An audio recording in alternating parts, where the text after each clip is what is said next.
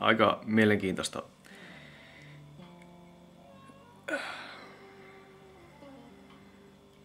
Eilen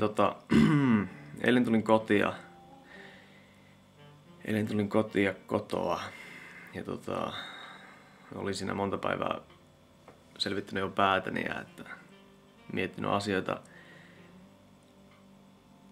juurikin tätä YouTube-kysymystä.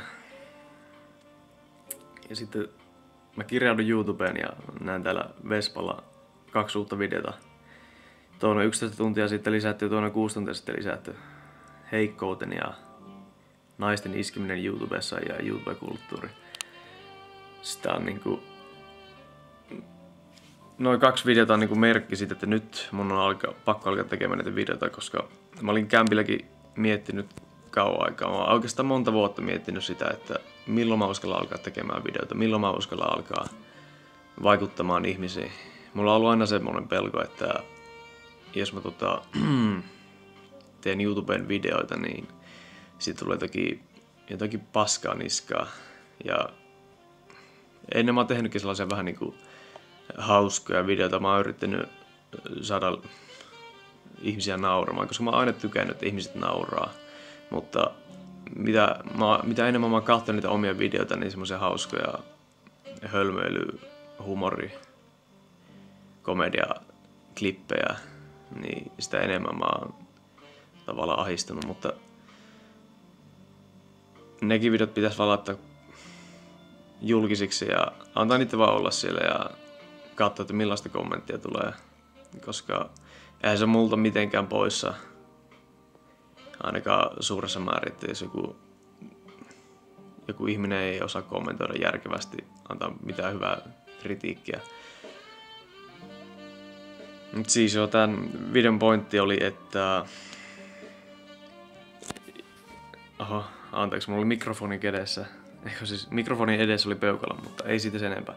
Tämän videon pointti oli se, että ei tarvitse pelätä videoiden tekemistä. Videoiden tekeminen on erittäin hyödyllistä, koska tällä voi herättää ihmisiä. Mulla on ollut semmonen outo ajatus, että argumentointi virheitä päässä, että ei mun kannata alkaa tekemään videoita, koska ei siinä kummiskaan mitään väliä, en mä voi herättää paljon, että ei musta tuu koskaan suosittua ja en mä herätä ketään sellaiseen erilaiseen todellisuuteen. Tää on aika hajalla tää video, silleen pirstaloitunut.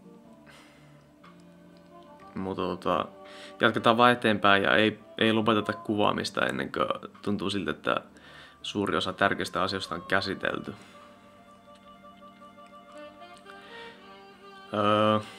Lähdetään vaikka siitä, miten mä muutuin, miten mun tietoisuus muuttui. No, mä synnyin johonkin 14, 15, 16-vuotiaaksi asti. Mä elin sellaisessa vähän niinku verhot silmien eessä. Kävin koulussa. Kyllä mä lapsenakin mietin asioita vähän samalla mä vähän tyyliin samalla niinku Vespa ja moni muu sellainen, joka miettii ja analysoi ehkä vähän liikaakin, että se jää asiat tekemättä. Aina keksii jotakin syitä, miksi ei kannata tehdä jotakin ja niin edelleen. Mutta silloin 15-16-vuotiaana sitä alkoi hahmottaa enempi asioita. Kai se oli siitä johtuen, kun tietoisuus kasvoi, tieto kasvoi, tuli uusia aineita koulussa ja niin edelleen. Ja se musiikkikin loppui. Hiljaisuudessa ja kaiuttimeen sirinässä ei ole kovinkaan mukavaa puhua. Laittakaamme siis uudestaan soimaan. Just tällaisessa tilanteessa, kun dopamiinitasot laskee tai tulee tämmönen pieni masennus, ei masennus, vaan mieliala laskee, kun musiikki loppuu, niin silloin ei pidä luovuttaa eikä lopettaa videon tekemistä. Tuossa äsken meinasin, että ei vittu, musiikki loppui ja tuli vähän niinku huonompi fiilis, että lopetanko tämän videon tekemisen tähän, mutta ei. Kerta mä oon tän aloittanut jo, niin mä teen sen loppuun, vaikka tää olisikin pirstaloitunut ja mulla ei olisi paperilapulla aiheita valmiina. Varmaan jatkossa pitää ainakin jonkun verran laittaa paperilapulla semmoisia aiheita, mitkä mä käyn läpi. Parempi olla tekemättä tästä ensimmäisestä videosta pitkään, niin ei ihmiset kyllästy tähän. Joo. Vielä loppusanat. Me kaikki ihmiset, jotka ollaan synnytty, itketty tai vaikka ei oltaisi itkettykään, olemme ansainneet elämän. Sitä ei käy kieltämään.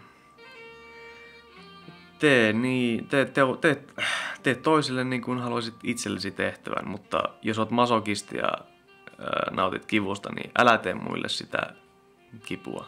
Tee itselle sitä kipua.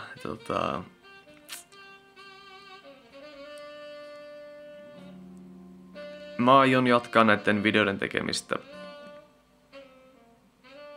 Ja kannustan teitäkin tekemään.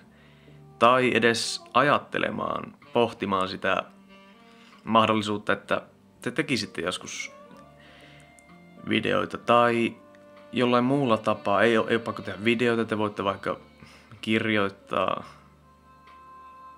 tehdä graffiteja, jutella ihmisille, herättää keskustelua, tehdä taidetta. Tehkää jotain, mikä teidän mielestä on oikein. Mun mielestä on väärin kiduttaa ihmisiä millään tapaa. Mä itse yritän toimia sille, että mulla on hyvä olla. Jos mä teen pahoin jollekin toiselle ihmiselle, tai vaikka sanoin jollekin pahan sanan tai jotain, niin mua mietityttää se. Mulla on muistoissa niinku todella paljon asioita, mitä mä oon tehnyt väärin ihmiselle, jota ne muut ihmiset ei todellakaan varmastikaan muista, mutta ne on mua itse jäänyt niinku kaivamaan tonne pääkoppaan, että joskus kun näkee niitä ihmisiä, niin ja jos mä muistan sen, että mä oon tehnyt jotain ilkeitä niille tai sanonut jotain omasta mielestäni pahaa, niin mä yritän aina selvittää sen tilanteen, niin sitten mä saan mielenrauha itselleni ja niin edelleen. Tästä videosta vissiin tuli joku, jos tää 5 on 4 minuuttia 22 sekuntia, niin se on joku 8 minuuttia. Joo. Tähän loppuu.